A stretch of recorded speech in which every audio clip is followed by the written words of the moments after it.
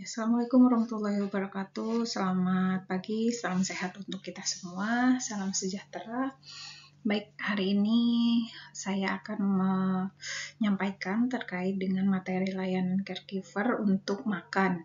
Nah, ini nanti di sini akan dipelajari tentang bagaimana kita sebagai petugas caregiver atau perawat pada saat mendampingi pasien atau lansia yang akan makan. Baik pada lansia yang memang membutuhkan bantuan total ataupun sebagian. Nah, proses makan itu adalah suatu kebutuhan secara fisiologis ya, yang secara mendasar untuk menopang sebuah kehidupan. Dimana apabila kita tidak makan, mungkin kita akan lemas, maka proses kehidupannya akan terganggu. Gitu. Nah, menyantap makanan sendiri merupakan salah satu kenikmatan dalam kehidupan sehari-hari, dan biasanya berkumpul bersama di meja makan akan menjadi kesempatan untuk meningkatkan relasi dengan orang lain.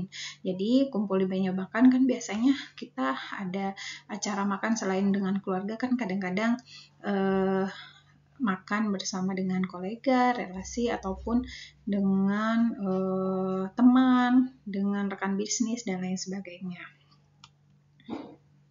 Nah, petugas caregiver sendiri biasanya pada saat membantu pasien atau lansia makan itu, dia harus membuat lingkungan di mana pasien mampu menyantap makanan secara mandiri. Jadi, sebisa mungkin tetap kita membiarkan pasien itu melakukan semuanya sendiri. Nah, metode memasak dan mengatur menu sehingga pasien menikmati santapan makanannya sehingga pasiennya puas gitu ya. Nah, manfaat dari menyantap makanan yaitu yang pertama adalah menjadi sumber kekuatan atau sumber energi ya untuk menjalani kehidupan sehari-hari. Terus yang kedua adalah menjadi tempat untuk meningkatkan relasi dengan keluarga dan orang lain. Yang ketiga adalah menambah selera makan dengan mengatur menu makanan. Yang terakhir adalah membawa kepuasan dan kesejukan hati. Nah, ini ada beberapa hal yang penting dalam memberikan layanan pada pasien untuk makan. Ya. Yang pertama adalah memahami kondisi dari si pasien. Kita sebagai petugas caregiver harus tahu kira-kira kondisi pasien yang kita layani seperti apa. Nah, perhatikan yang pertama adalah kondisi fisiknya. Dia ditanyakan ke pasiennya pusing atau tidak, terus ada keterbatasan atau tidak secara fisik, terus kondisi mentalnya bagaimana, kondisi lingkungan atau selama proses makannya seperti apa, dan selera makan dan jumlah makanan yang akan dikonsumsi. Biasanya akan disesuaikan dengan kebutuhan dari si pasien tersebut. Sekalipun untuk pasien yang berbaring, biasanya selama belum membutuhkan istirahat, pada dasarnya sedapat mungkin dapat menyantap makanannya secara mandiri dengan menjaga posisi duduk. Jadi seandainya pasiennya tidak bisa turun dari tempat tidur, tidak bisa menuju ke meja makan, tidak bisa duduk di kursi atau di meja makan, maka sebisa mungkin pasien tetap makan menggunakan tangan sendiri dan makan sendiri secara mandiri. Boleh di atas tempat tidur dengan pendampingan oleh petugas caregiver. Nah, untuk itu petugas caregivernya sendiri harus memastikan bahwa pasien mampu mempertahankan posisi duduknya. Nah, tinggi rendahnya meja dan kursi, dan juga harus memperhatikan keadaan untuk proses menyantap makanannya. Jadi seandainya masih bisa duduk di atas tempat tidur, ya sudah, pasiennya suruh duduk aja gitu. Nah, ini adalah posisi duduk pada saat pasien akan makan di meja makan ya. Jadi posisinya harus tegak, senderainya punggungnya harus bersandar ke kursi. Duduk dengan tinggi kursi agar tumit bisa menyentuh lantai. Dengan posisi duduk yang dalam akan stabil. Nah, kalau seandainya duduk begitu kan stabil, nggak goyang-goyang. Nah, dekatkan tubuh ke meja. Terus atur tinggi meja agar siku bisa bersandar di meja.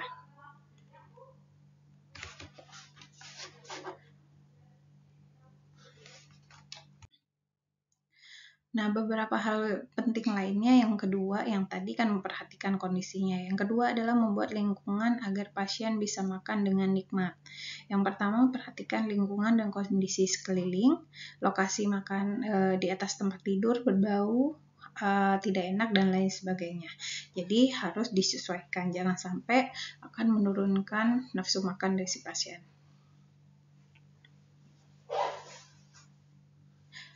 Yang kedua adalah susun makanan dan alat makan yang sesuai. Makanan yang hangat harus disediakan hangat dan makanan dingin harus disediakan dingin.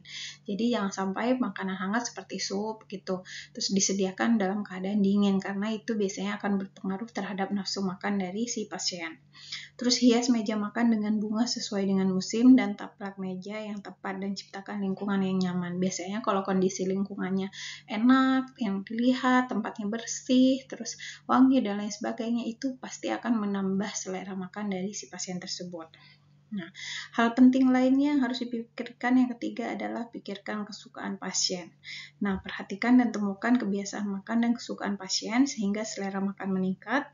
Perhatikan keseimbangan dan batasan gizi dalam kondisi tertentu.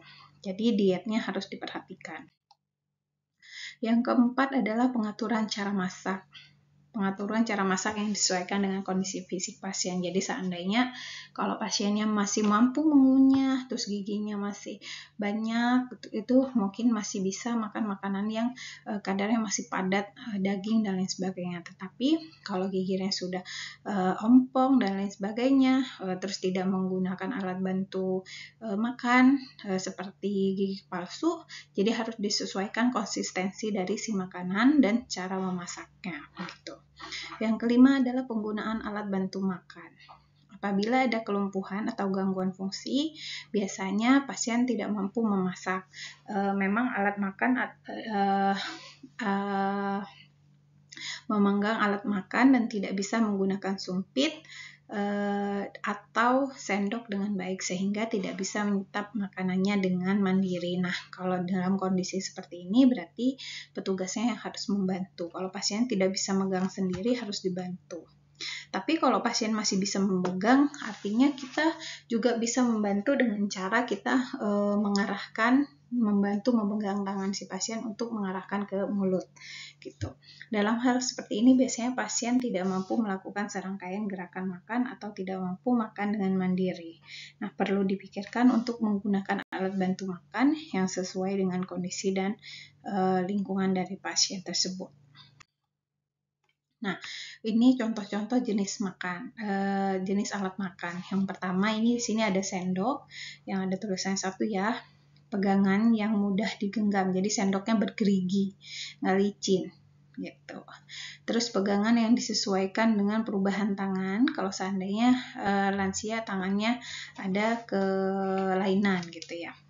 Terus yang ketiga adalah pegangan menjaga kestabilan, itu dimasukkan sampai diselip-selipkan. Ada jenis sendok dan garpu yang seperti itu.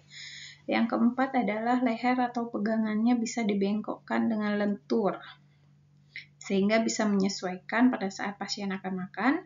Yang kelima, sendok dan pegangannya dibentuk bervariasi. Piringnya juga seperti itu. Nah, untuk piring-piring biasanya diusahakan piringnya itu bukan piring yang rata, sehingga makanan itu pada saat akan disendok dia malah ke pinggir-pinggir terus jatuh. Nah, ini makanya kalau kita lihat di sini piringnya itu di sampingnya ada pembatasnya gitu. Jadi pada saat akan disendok dia mentok terus masuk ke dalam sendoknya gitu.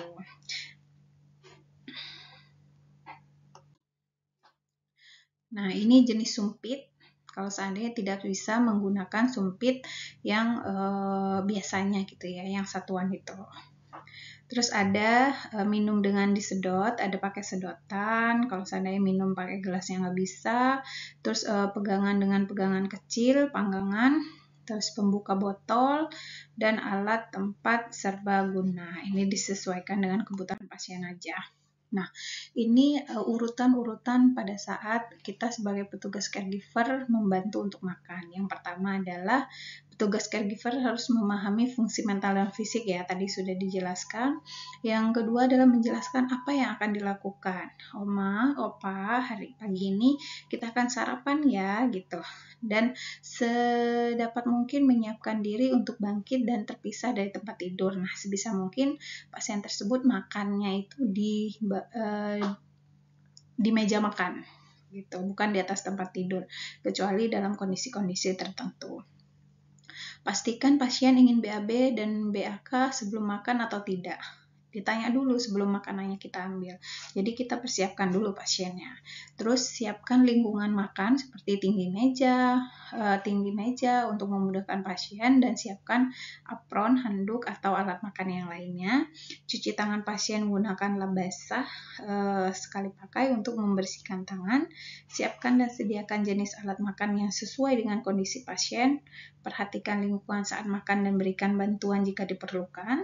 Saat membersihkan, cek apakah ada makanan tersisa atau tidak.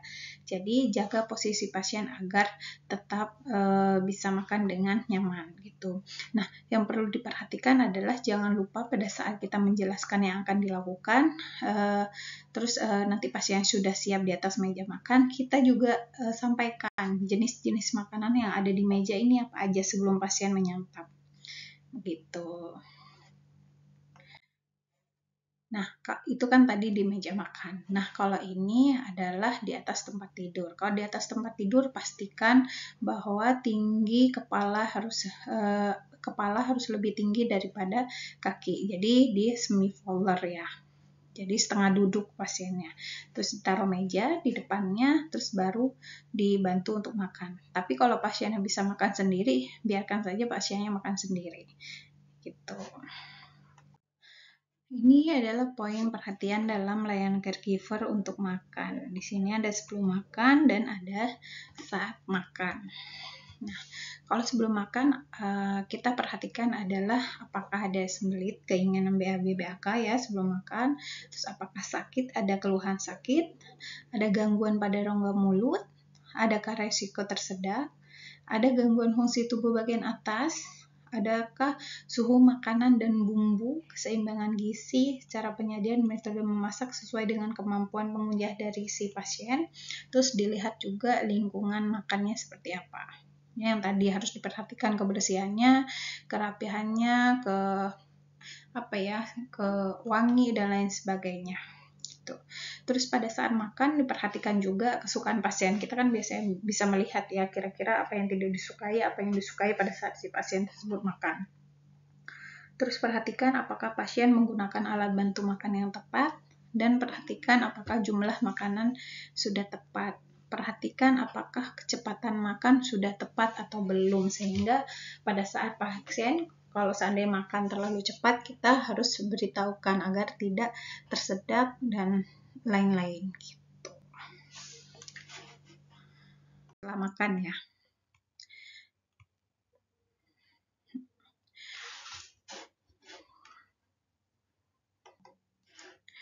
Nah, ini adalah poin perhatian setelah makan. Jadi setelah makan pasiennya diperhatikan jumlah nutrisi dalam makanan dan minuman, terus perhatikan banyaknya makanan yang tersisa ataupun makanan yang sudah dikonsumsi. Terus setelah itu baru cek secara fisik, perhatikan makanan pokok dan lauk dengan berselang-seling sambil memperhatikan kesukaan pasien agar pasien bisa makan dengan baik. Jadi kita perhatikan pada saat makan tadi pasiennya makannya suka enggak, terus makanan jenis apa yang biasanya disukain gitu, sehingga kita pada saat akan memberikan makanan ke pasien kita sudah mengerti keinginan dari si pasien tersebut. Nah, perhatikan kemungkinan makanan bisa masuk ke dalam rongga nafas, lakukan perawatan mulut dengan berkumur-kumur dan menyikat gigi, cek obat yang dimakan kalau diperlukan, pahami dan catat jumlah makanan, gunakan alat bantu makan, dan usahakan agar pasien mampu makan sendiri. Nah, setelah pasien makan, biasanya ada yang namanya perawatan rongga mulut. Nah, di sini perawatan rongga mulut ini adalah melakukan pencucian rongga mulut, menghilangkan kotoran gigi atau plak dan sisa makanan, dan menjaga kebersihan mulut. Nah, manfaat menjaga kebersihan mulut ini sendiri adalah menstimulasi air liur yang mengalir untuk mencegah turunnya kemampuan pertahanan diri di dalam rongga mulut, hindari tempat kuman bersarang dan berkembang biak, terus hindari infeksi sekunder seperti menekan kuman berkembang biak dan radang paru-paru. Nah, ini alat bantunya, cuman biasanya nggak dipakai semuanya, disesuaikan dengan kebutuhan aja. Nah, ini adalah metode perawatan rongga mulut. Yang pertama adalah metode menyikat, ya, menyikat gigi gitu. Pilih sikat gigi yang lembut atau tingkat kekuatan yang biasa, yang ringan dan mudah digunakan. Saat menggosok gigi, bersihkan kotoran di setiap gigi, jangan terlalu menggunakan tenaga pada gusi dan bagian yang mudah kotor atau tertinggal makanan di rongga mulut seperti di sela-sela gigi, bagian gigi belakang. Nah, dapat dilakukan sendiri oleh pasien dan dengan bantuan oleh petugas layanan caregiver. Yang kedua adalah metode mencuci dengan kumur-kumur. Terus yang ketiga adalah metode pencucian rongga mulut. Yang harus disiapkan biasanya ada aplikator, kapas pembersih, kapas penyerap, kain kasa, obat pencuci, baskom kumur, gelas, dan handuk. Nah, ini biasanya disesuaikan dengan kebutuhan. Tuh. Yang ketiga adalah metode pencucian rongga mulut yang harus disiapkan ya tadi sudah disampaikan dan langkah-langkahnya. Nah, di sini ada langkah-langkahnya. Bersihkan tangan pasien dan siapkan alat-alat yang dibutuhkan. Ambil posisi duduk dan setengah berbaring, tempelkan handuk di dada, depan letakkan baskom kumur, bersihkan kotoran pada gigi, gusi, dan mulut menggunakan aplikator yang sudah diberikan obat pencuci. Gosokkan aplikator di tempat yang berbeda sambil berhati-hati. Nah, ini menggunakan sikat gigi ya. Terus saat membersihkan selalu perhatikan rongga mulut, lap permukaan gigi atau lidah kotor menggunakan kain kasa yang sudah diberikan obat pencuci atau pasta gigi, lap mulut dan sekelilingnya dengan handuk, dan bereskan alat. Nah, ini pada saat mencuci mulut. Nah, ini adalah penanganan gigi palsu. Nah, kenapa kita harus membahas terkait dengan penanganan gigi palsu? Dikarenakan kan biasanya kalau banyaknya pasien yang dijaga oleh petugas caregiver itu biasanya rata-rata adalah lansia. Nah, di mana lansia itu biasanya rata-rata menggunakan gigi palsu. Nah, gimana sih cara kita melakukan perawatan gigi palsu gitu? Nah, biasanya penanganan gigi palsu itu setelah makan atau sebelum tidur. Lepaskan gigi palsunya ya. Jadi pada saat tidur lepas. Terus gunakan sikat gigi untuk mencuci bagian depan dan dalam dan bilaskan dengan air. Terus saat melepas gigi palsu, sikat sisa makanan yang menempel pada gigi. Kalau tidak bisa digunakan, cuci dengan alat khusus dan simpan di dalam air. Kalau gigi palsunya tidak cocok, segera konsultasikan dengan dokter. Nah, poin pentingnya adalah urutan pelepasan dan pemasangan yang benar adalah dengan melepas pertama dari bawah kemudian bagian atas. Saat pemasangan mulai dari atas kemudian dari bawah gitu, sebaliknya gitu ya. Untuk gigi palsu sebagian, berhati-hatilah agar kawat pengait tidak melukai rongga mulut. Nah, ini sudah selesai. Jadi memang pada saat kita melakukan perawatan gigi palsu, yaitu paling direndam sama air hangat, terus kita sikat bagian-bagian yang kotor di sela-selanya begitu. Mungkin itu saja untuk layanan membantu makan. Nanti kita akan praktik di laboratorium. Sekian, terima kasih untuk perhatiannya. Wassalamualaikum warahmatullahi wabarakatuh.